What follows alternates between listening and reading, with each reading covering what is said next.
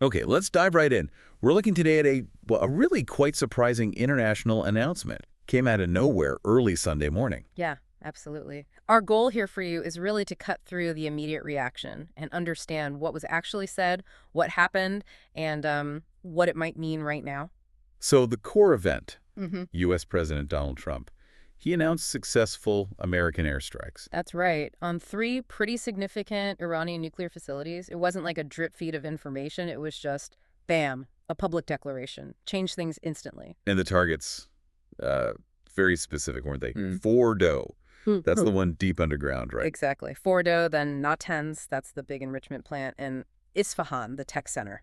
Key locations. What really stood out to me, maybe even more than the targets, was how they did it. U.S. Air Force B-2 bombers, Hmm. launched from a base in the United States, flew all the way across the Pacific. Yeah, that's a huge point. It shows they can project power over massive distances, without needing nearby staging areas. It's a strategic signal in itself. A very clear one. Definitely. And the president's language about the strikes, very emphatic. He actually said a full payload of bombs was dropped on the primary nuclear site in Fordow.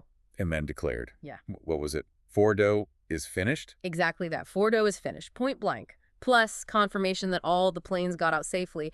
That kind of Yeah. definitive finished claim, it immediately brings up questions, right?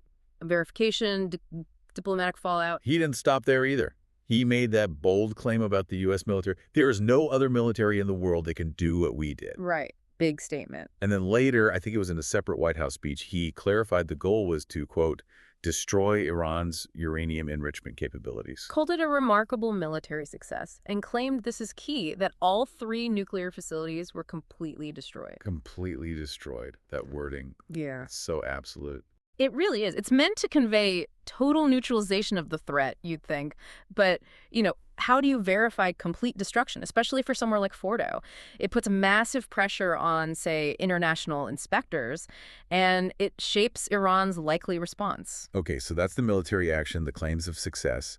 But then, almost immediately, the message shifted, didn't it? Yeah, real pivot.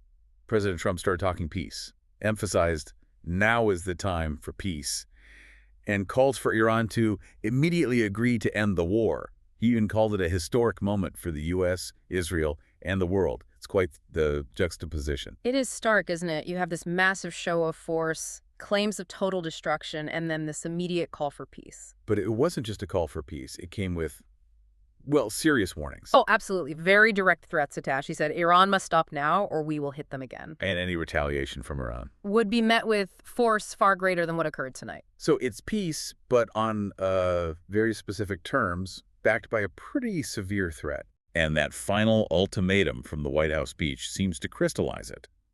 He said, there are still many targets left. It's either peace or a tragedy for Iran. So that really leaves us and you with a lot to think about. You have this declaration, key nuclear sites, totally destroyed, followed instantly by forceful calls for peace, and these stark warnings. What does that combination even mean for diplomacy right now, for actually, de-escalating things? Exactly. What does this specific mix, the decisive military action, the public ultimatum, imply for what comes next? Especially since the Pentagon is apparently getting ready to release more details, it makes you wonder how this kind of dramatic opening move leads to the peace that was invoked. A critical question indeed. Yeah. You have to watch closely.